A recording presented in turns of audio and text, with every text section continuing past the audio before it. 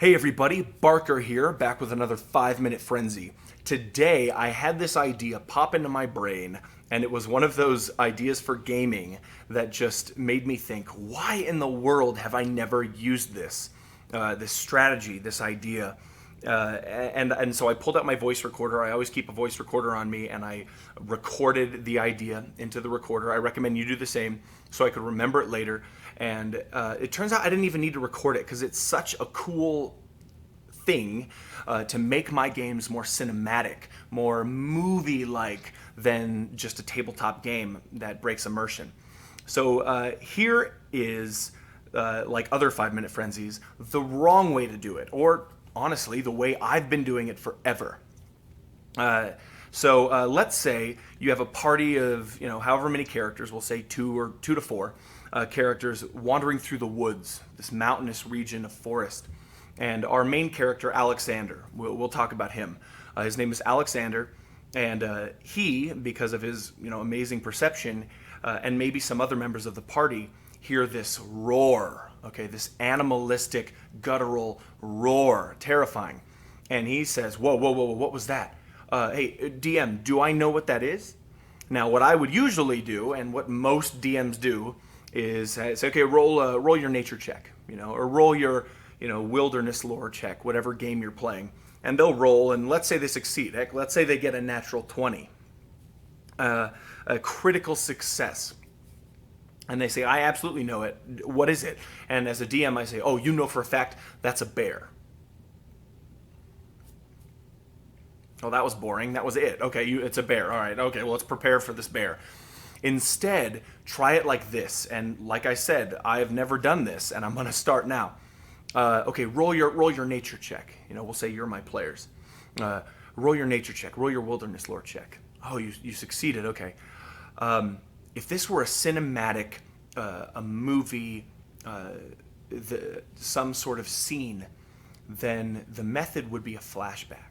You, Alexander, you all of a sudden find yourself in woods that are similar to this, but you immediately recognize them as the woods that surrounded your home village of Engma.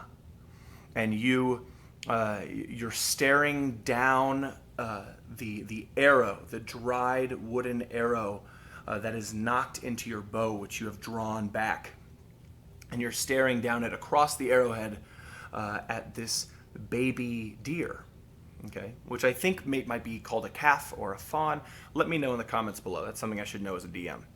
And you're looking at this deer, and you hear your father's voice whispering in your ear. Now, son, this is a dilemma. If you take the life of this deer now, we could feed our family for a week. But if you let this deer live, eventually we would have a chance of feeding our village for weeks. And he says, neither is the wrong decision, but only one is the right decision, and it depends on what is happening now. Do we have enough food in our village? And it goes on and on. So the choice is yours, Alex.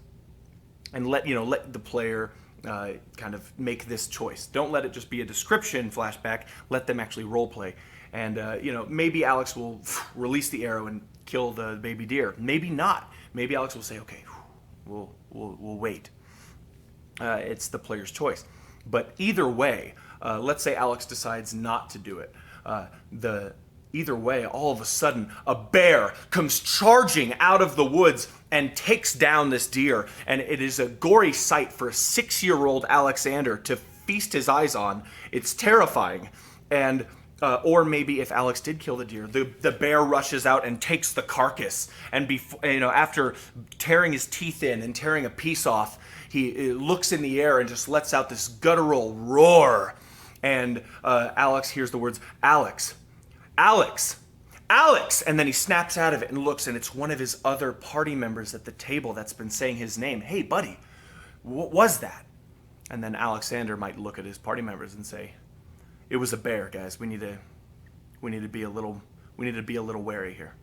That's just an example. Make it a flashback. Don't just say, oh, it's a bear.